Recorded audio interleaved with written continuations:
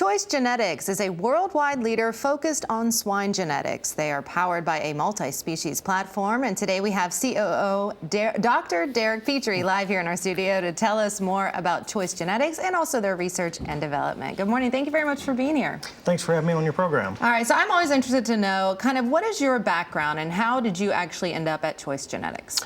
It's a good question. So I actually come from a family of engineers, starting with my dad and my brother.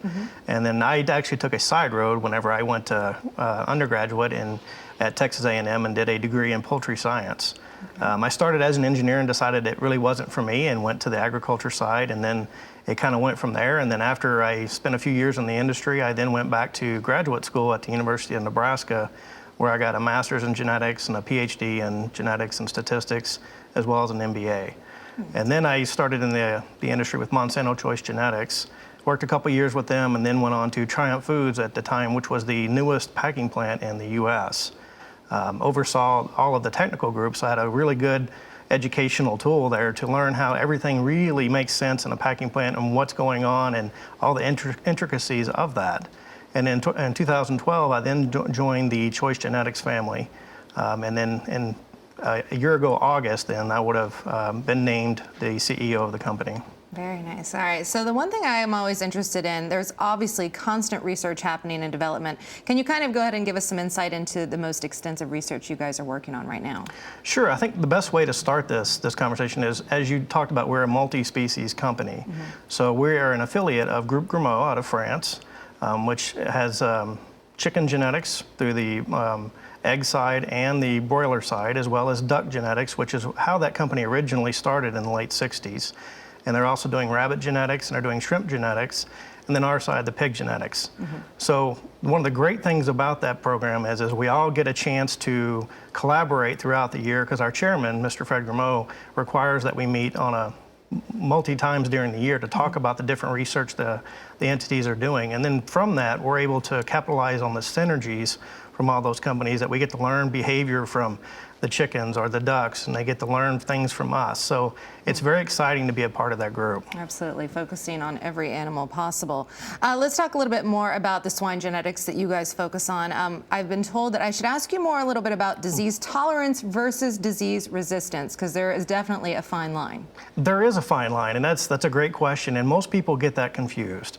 So resistance, when you think about what is resistance, resistance is if I have a strain of a virus or a bacteria, then my body will fight that off. But if I have a different strain of the same type of virus, I'm susceptible to that.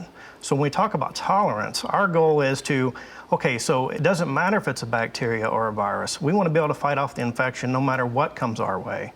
So we have focused on a robust daily gain through a pathogen or a challenge, and then from that, we can develop animals that, well, ultimately require less antibiotics during their lifetime.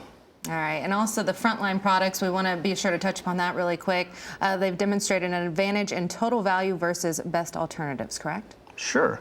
So we have numerous studies always going on, benchmarking us against our competition. Where are we at? How are we doing?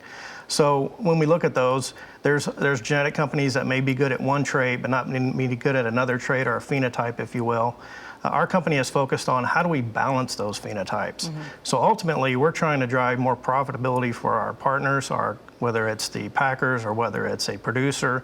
So we focused on different traits like disease tolerance, because in the industry, we're really the only company that is focused on disease tolerance. So what that allows us to do is really bring home the full value pig concept. So it's not just about, can I wean more pigs or not, can I make more pigs? It's about actually bringing pigs to market, because ultimately if a pig dies within its life, it really doesn't bring a lot of value. Absolutely. All right, we do have to take a quick break, but we do want to let you know that Dr. Derek Petry is going to join us again next half hour from Choice Genetics. We're so glad that you're here today. We appreciate it, and we'll talk more in just a bit. And be sure to keep it right here on your Market Day Report. fun. Well, bet. Choice Genetics employs value-driven innovations on a unique selection platform, bringing to market superior products that deliver the best total value. We welcome back COO Dr. Derek Petry to tell us more about Choice Genetics' technical advancements and unique selection platform. I don't know why I have a hard time getting that out. CEO Dr. Derek Petry, but it's so good to have you Thank back. you for having me. We learned so much last half hour about your company and what's going on as far as the swine genetics research. I want to go ahead and turn to the computed scanner that you guys have that helps in advancing commercial pig total value. Sure. So you think about it, over the course of history in pig genetics, we've looked at how do we improve carcass quality, how do we improve feed efficiency, how do we improve growth rate.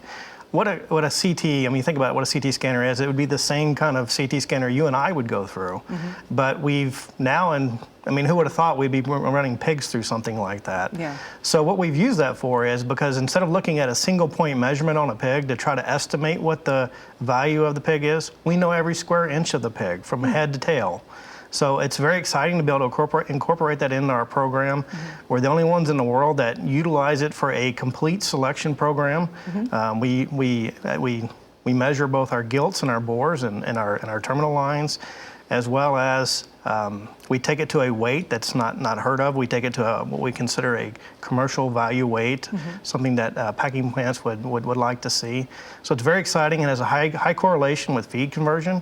So we're able to get at different traits just because of the precision that we can get from using this machine. Absolutely. Now, you mentioned maternal lines really quickly there. Why does choosing quality over quantity matter so much for maternal lines? That's a great question. So what we've seen as the trend in the industry is as we try to increase prolificacy or try to have more pigs born alive, because ultimately having more pigs means more money. But really what happens is when you start selecting for more pigs, you start taking a back seat to quality, meaning just because you have a bunch of pigs doesn't mean that's a good thing. Because a lot of times what we see is there's excessive variation in these pigs or that they just die. I mean, they can't wean them. So you may have 15 or 16 born alive, but you can't wean them. So ultimately, this impacts the producer from the standpoint of the feed efficiency is not as good, and then the mortality is higher. Absolutely. Now, what are some more of the factors of pigs that are born alive above a minimum birth weight? So that's a unique trait that our company has put in place over the course of the last couple of years.